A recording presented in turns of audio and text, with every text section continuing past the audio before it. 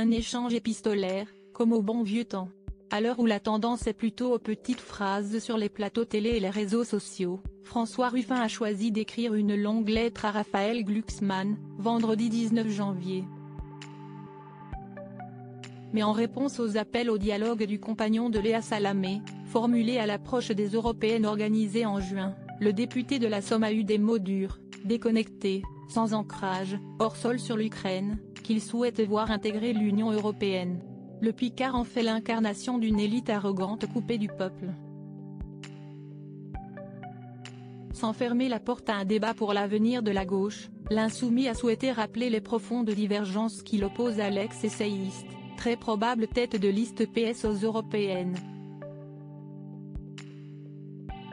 Ce à quoi Raphaël Glucksmann a choisi de répondre sur la même forme. Heureux de pouvoir nouer un dialogue franc, mais moins ravi des critiques, le fondateur de Place Publique regrette de voir François Ruffin céder aux raccourcis et aux caricatures pour le peindre en bourgeois. Sur l'Ukraine, le principal point de désaccord, le père de 2 enfants admet que l'adhésion à l'Union européenne doit s'accompagner de réformes et de changements et d'une refonte de la politique agricole commune. Pourquoi une partie de la gauche, la vôtre, a-t-elle tant de mal à prendre la mesure de la menace qui pèse sur nous? Interroge l'eurodéputé depuis 2019, qui grimpe actuellement dans les sondages. Il est donné 3e avec 11% des intentions de vote, derrière le RN, 28%, et Renaissance, 19%.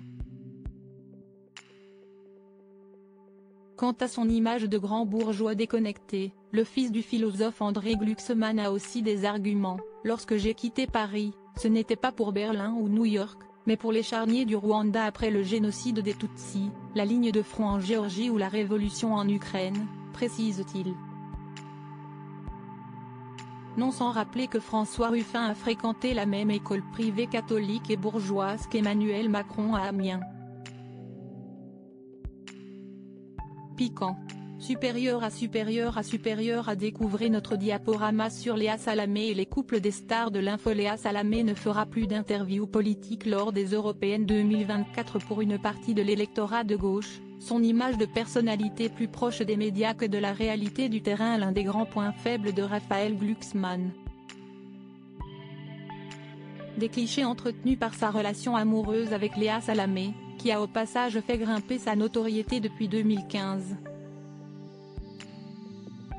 Une relation dont on a de nouveau parlé en septembre dernier, à l'officialisation de sa candidature aux européennes. La journaliste du service public a annoncé qu'elle ne parlerait plus de politique en juin prochain, pour protéger les médias qui l'emploient.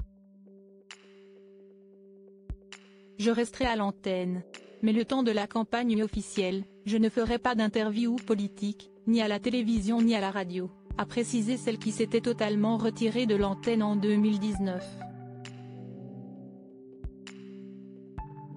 Sur France Inter, Nicolas Demorand ou Sonia De Villers s'en chargeront. Pour quelle époque, nous n'avons pas encore décidé si nous nous passerons d'invités politiques pendant 6 mois ou si je me tairai lors de leur passage, a-t-elle expliqué. Crédit Photo, agence.